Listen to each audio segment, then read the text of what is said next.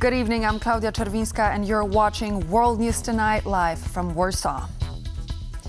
He's a predator. We know by experience he can only be kept in check through strong deterrence, said European Commission President Ursula von der Leyen as she toured Poland's eastern border with Belarus with the Polish Prime Minister Donald Tusk. The visit comes as the EU official is on a tour of frontline nations to reassure them of the EU's solidarity in the struggle against Russia. More on that in just a moment, but first, the latest headlines.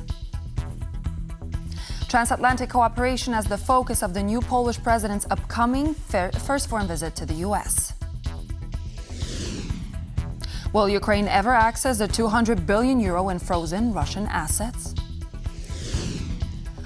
Poland marks 45 years since solidarity sparked the fall of communism.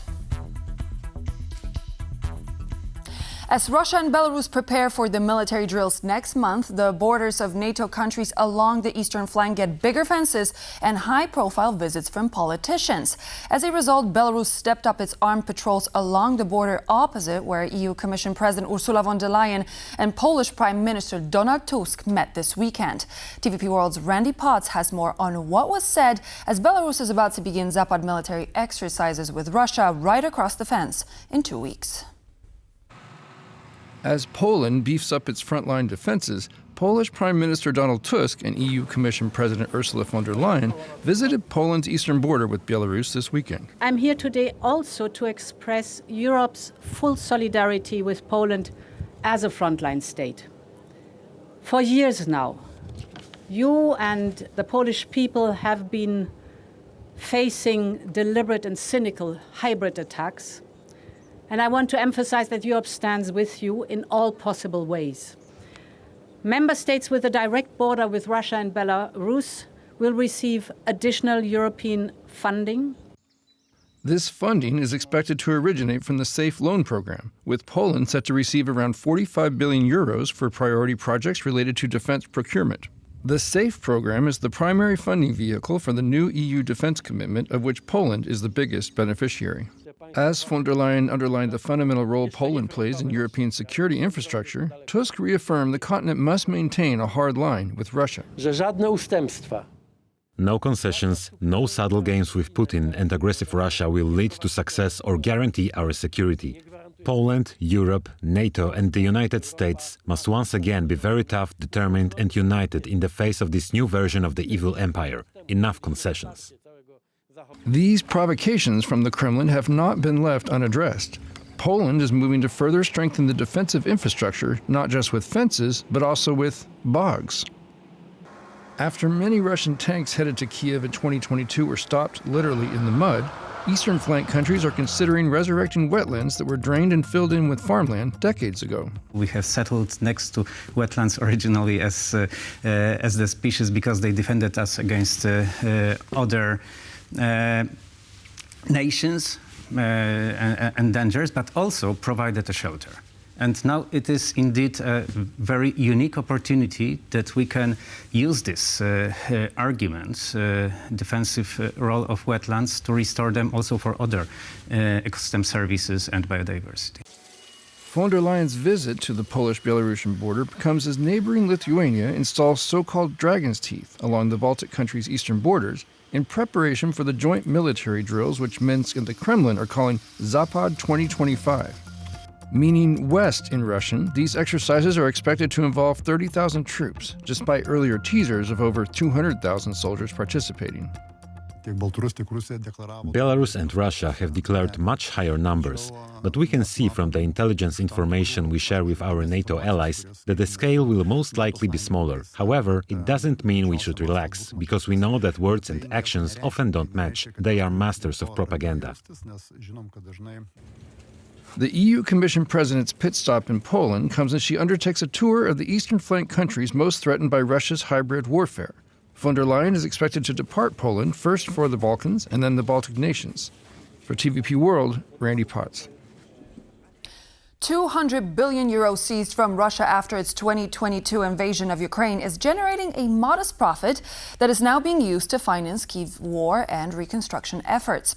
However, these funds could bring even more revenue if invested differently. But is it just as easy as it sounds, or are there any limitations to the potential use of frozen Russian assets? Paweł Trzaskowski has more in his report.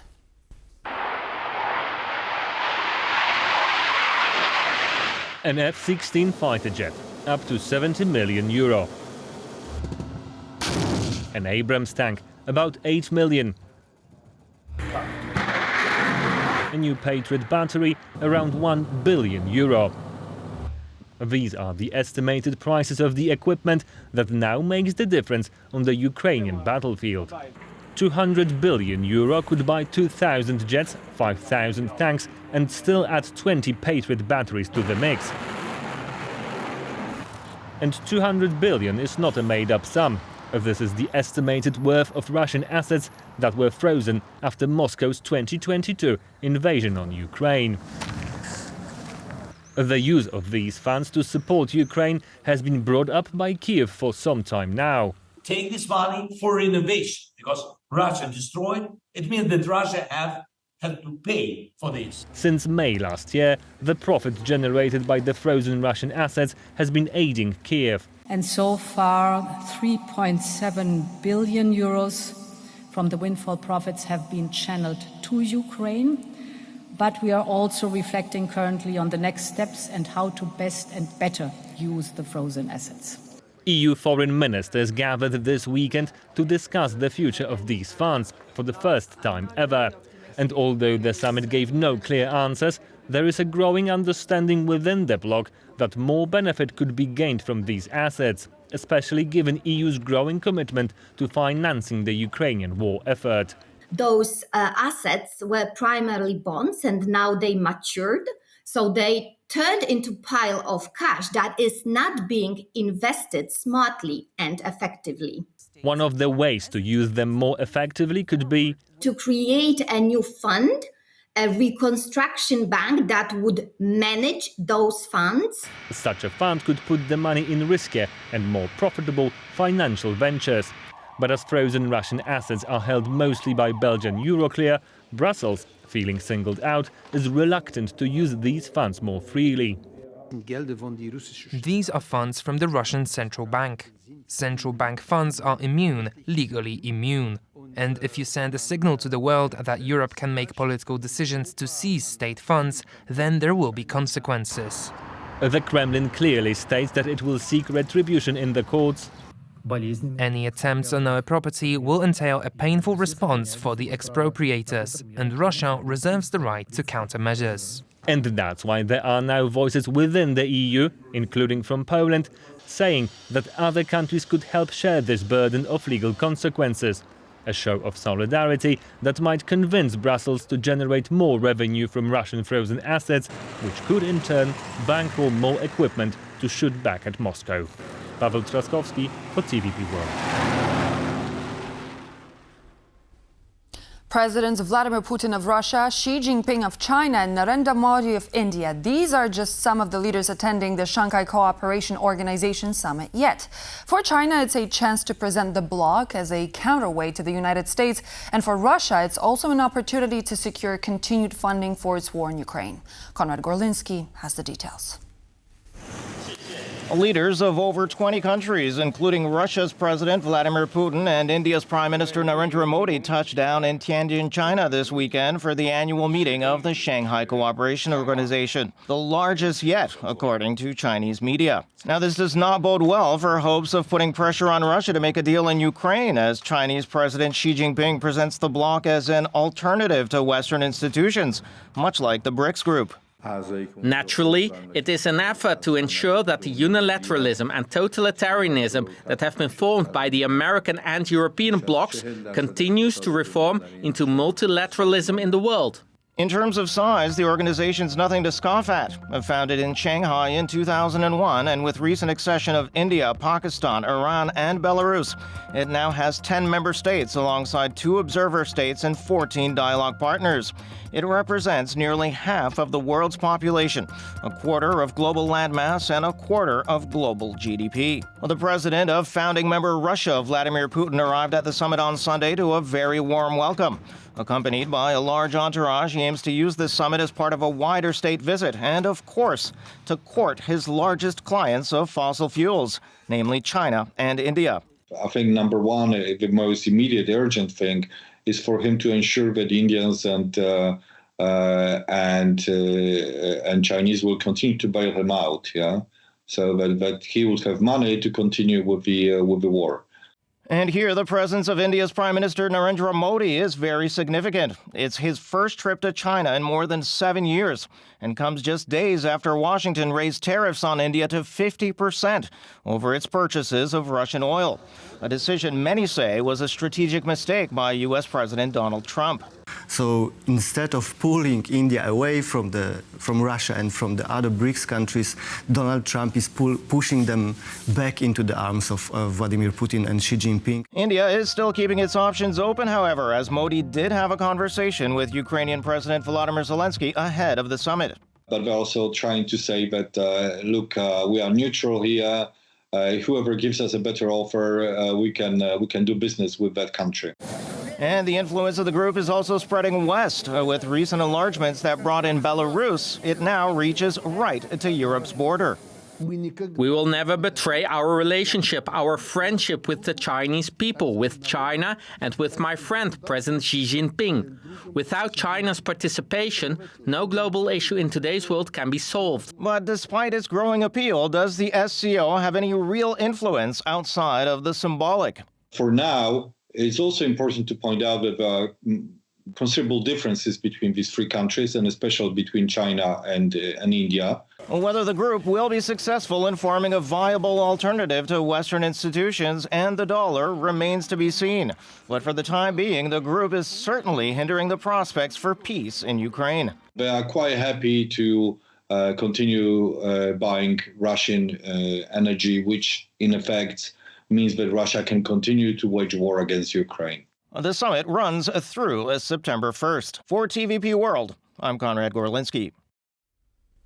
Poland's newly sworn-in President Karol Nawrocki is taking further steps in his diplomatic pursuits as he heads to Washington to meet with U.S. President Donald Trump on his first foreign visit. On the agenda is the future of the U.S. troops on Polish soil, as well as economic and digital cooperation in light of the recent tariffs.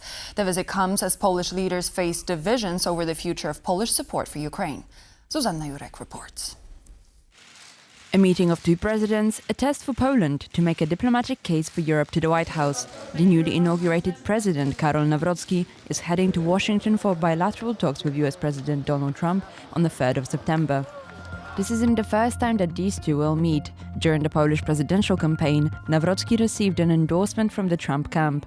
Some experts believe Nawrocki is primed to be an advocate for maintaining strong transatlantic cooperation. Poland is the highest defense spender in NATO, which is a big deal to President Trump. These 2 leaders, they like each other already. They have a lot in common. They're both sort of disruptors of the status quo. There are approximately 10,000 American soldiers stationed in Poland, and Warsaw is keen to maintain or even boost their presence. At the same time, the US is due to finalize its global posture review in the upcoming weeks. The US is looking into the numbers, into the way in which the forces, the elements of US military footprint is distributed. The issue is, as far as Poland is concerned, that if there are changes, including some movements of troops, they do not affect Poland and the eastern flank. Troops are one issue, but Poland, which is topping NATO's defense spending charts at 4.7% of GDP, has gone on a substantial shopping spree to modernize and expand its weaponry, with about $50 billion worth of procurement contracts allocated to US contractors alone. This includes the 32 F-35 fighter jets. There is a lot to gain, not just for Poland, Europe, but also for US, to even upgrade this special relationship. However, trade relations do not pertain to military equipment exclusively. It is the Americans who will build the first nuclear power plant in Poland. For President Trump and his administration, energy dominance, as he calls it, is a real big priority. It's also part of the strategic global competition particularly with China and Russia. But it's not all love between Washington and Warsaw, as the Polish government is considering implementing a digital tax, which, when implemented by other EU member states, became another point of contention in US-EU relations. The European Union declined publicly many times, and they said that digital taxes or enforcement of other digital regulation is not part of this tariffs package. But at the same time, we are seeing lots of pressures coming from the states. Nawrocki's visit is also clouded by domestic issues. It comes as the president goes head-to-head with the ruling centrist coalition, attempting to expand the role of his office in leading the country's foreign policy. Is trying to change the rules of Polish politics and go outside the Polish constitution. This is quite dangerous, and it's going to be quite a spectacle and a power struggle. The two branches have competing visions on a fundamental issue: Ukraine. Nawrocki championed and maintains a Ukraine skeptic view. The coalition government, on the other hand, though divided on putting boots on the ground as part of any peacekeeping mission, remains united in ongoing support for Kyiv. Europe, including Poland, should participate in designing any future ceasefire and later peace. We also care very much that peace prevails in our region, because this will also be very good for our security. In a highly commented move, the presidential palace leaked a one-page extract from a letter of instructions prepared by the government, detailing its priorities for the DC talks. The leak reverberated through the Polish political scene. The government's position on the president's visit to the US was not formally classified, but if I were the head of state, I would check which of his advisors was foolish enough to leak it. TVP World sources at the Ministry of Foreign Affairs made it clear the leak is not just a demonstration of a lack of cooperation between the two, it undermines Poland's negotiating position with the US. Sources also raise concern if Nawrocki could overpromise and underdeliver on the commitment he makes in Washington in a bid to strengthen his relationship with Trump. He's likely to demonstrate lack of sufficient political skills and sufficient political finesse. As he heads to the States, Ukraine, Poland and Europe hold their breath as Nawrocki executes his first attempt as advocate of the continent's best interests. For TVP World, Zuzanna Jurek. The city of freedom and of solidarity, Gdańsk, celebrates August 31st as one of the most important days in its history. The Gdańsk Agreement, signed on this day, allowed for the creation of the Solidarity Trade Union, the largest anti-communist opposition movement in Europe. 45 years later, the city is vibrant, youthful, and attracts millions of tourists. Natalia Komarow attended the anniversary events related to the Gdańsk agreements and brings us more. Behind me, you can see the historic gate of Gdańsk shipyard. Here, in August of 1980, history was made. At that time, we were full of hope, faith, and confidence in victory, and we would have even paid with our lives for Poland to be free and sovereign. The workers went on strike, and it spread across the country like wildfire. Poles were tired of the communist regime imposed by Moscow. Warsaw had no choice but to negotiate. On August 31st, the strike leader Lech Wałęsa signed the Gdańsk Agreement, which allowed for the creation of an independent trade union, Solidarity. I'm done with repressions, with false promises. I want bread for my work and true leadership. At the forefront stand our trade unions, neither changed nor new, but free from the regime. In the following months, nearly 10 million Poles joined the union, about a third of the country. The events of 1980 proved to be the beginning of the end of Soviet rule, and the city of Gdańsk serves as a reminder why freedom is worth the fight. Many of the shipyard halls, the brick buildings where smaller production took place, have truly been transformed into a party scene, with music clubs, dance clubs, performances and music bands. The entire Tri-City area gathers here. It's a music center, a club center, a center of great entertainment. This is the heart of democracy. This is the heart of change, not only for Gdańsk, not only for Poland, but also for all of Eastern Europe. This is where it all began, in Gdańsk. Nowadays, Gdańsk is visited by over 4 million tourists every year. My wife's Polish. Yes, I am. I love the place. I'd like to move here, but I think one day I'll retire here, so I'm spending as much time as I can. Gdańsk is a really beautiful city. It's wonderful. It's beautiful. What do you like the most about Gdańsk? The people and the surroundings, the buildings and everything. Gdańsk is a city which embodies freedom, and it also reminds us of the famous words of St. John Paul II, there is no freedom without solidarity. From Gdańsk, for TVP World, I'm Natalia Komarow.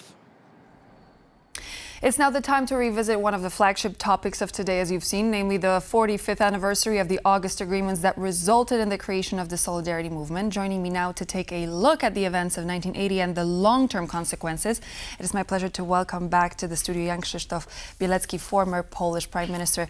Prime Minister, thank you so much for joining me. It's great to have you back in the studio. Very good evening to you. Thank you. So as we revisit the events of August 1980, I'd like to go back in time and bring the memories that you have of the events that took place. What was the meaning of this event, and were people actually hopeful that a greater change was afoot as it was happening? Nobody expected in August 1980 what will be the final outcome of the strike in Gdańsk shipyard. And even after the negotiations with the government, and of course, Solidarity had put on big board those famous 21 demands, but it was a long way to go to the next stage, which was official registration of Solidarity Trade Union, which happened almost 2 months later. But that was the official track. But in the meantime, the success of Solidarność and the announcement that free, independent trade union would be possible to be registered in Poland, in the communist Poland, it triggered such a unbelievable reaction of the Polish people that the number of potential members of so-called trade union, but actually it was kind of a Polish movement for freedom and for more liberties, jumped from 0 to 10 million. So nobody expected. Massive number. And can you imagine, then when I was an employee in the autumn 1980 of the Solidarność region Gdańsk, and I work in the office of a kind of a research think tank for the Solidarność, then suddenly you could almost every day meet somebody you would never expect him to also be that bold to join the movement, you know. So people were coming one after another. All, I would say, the brightest brains and the most honorable people turn up in the building of region Gdańsk, the place where I used to live, and they declared the commitment and offered, of course, free of charge, any kind of assistance and cooperation. That was unbelievable. So it was, in a nutshell, it was like 16 months of incredible feeling of freedom and new opportunities, and creation of a 10 million movement out of 38 million population, but it only lasted 16 months. How would you say the Solidarity's formation paved the way to eventual collapse of the communism in the Eastern Bloc? Oh, that's my favorite question. I'm very happy to hear that. Thank you very much indeed, because when I travel later on, when the change took place in 1989 and the first not communist government was established by Tadeusz Mazowiecki. Since that time we travel a lot, and we travel to Germany and to Western Europe, and all the time we try to emphasize that Solidarność in Poland triggered a chain reaction across the region and southern and eastern Europe. But if we can say that it was like a domino effect, but domino, the first wall or the first little block brick, yes, was pushed by Poland. And hopefully, I think a few years later, I remember in Germany, they did such a kind of a show, invited Lech Wałęsa, put 20 or more little walls or blocks, on the stage.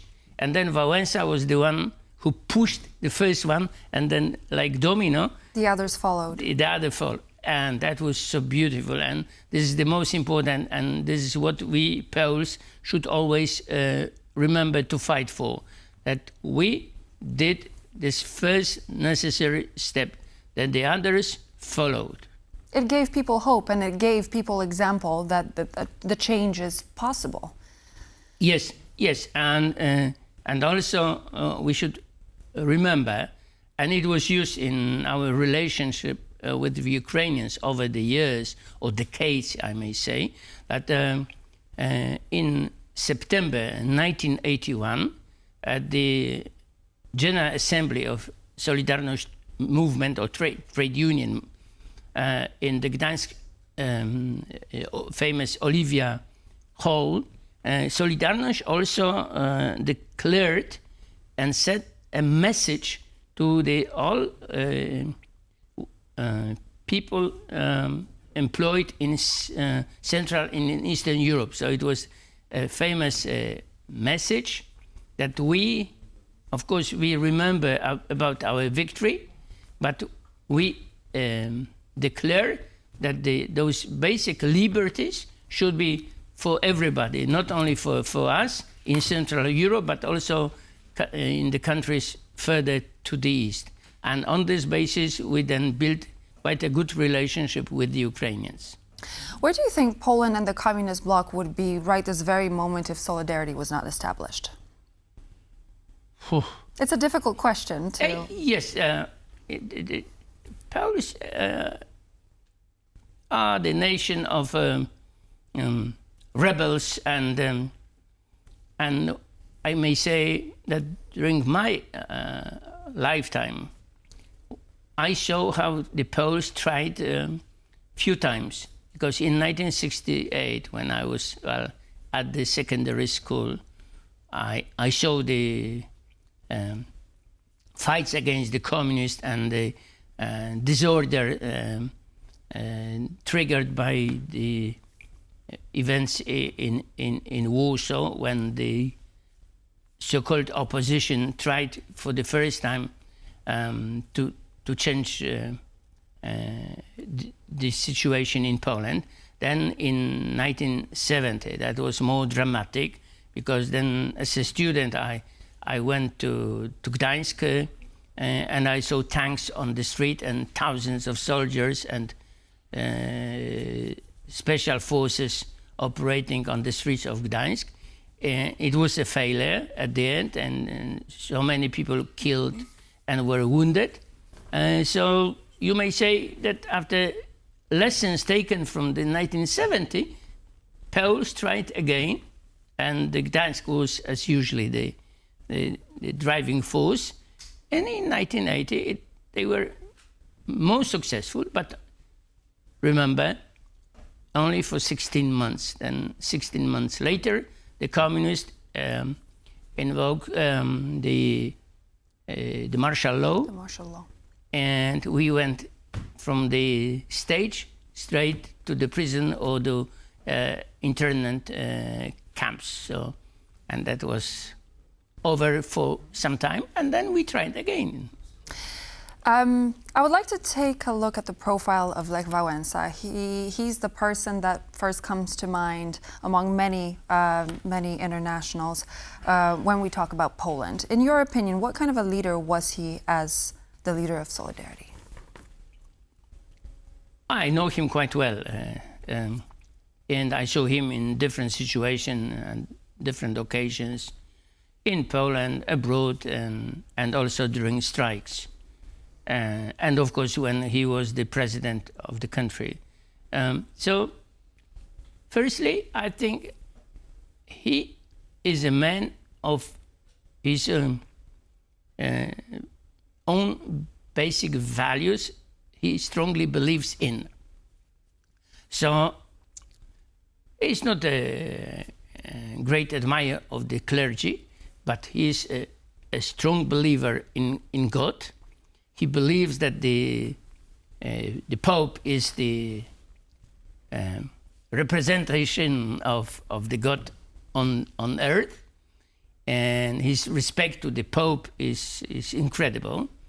Whoever was the Pope, and I saw it also from the nearest distance. But he also believes that, for example, the private ownership is by definition much better than the state or even public ownership. So he got that kind of an instinct of a farmer who knew that private is private, and private is more sound than socialist ownership, which belonged to nobody. So with those strong values and some kind of instinct of tactician, he managed sometimes to navigate through difficult time. And at the end, he's the person, the best well-known all over the world, and it's up to date when you say Wałęsa, and everybody understood.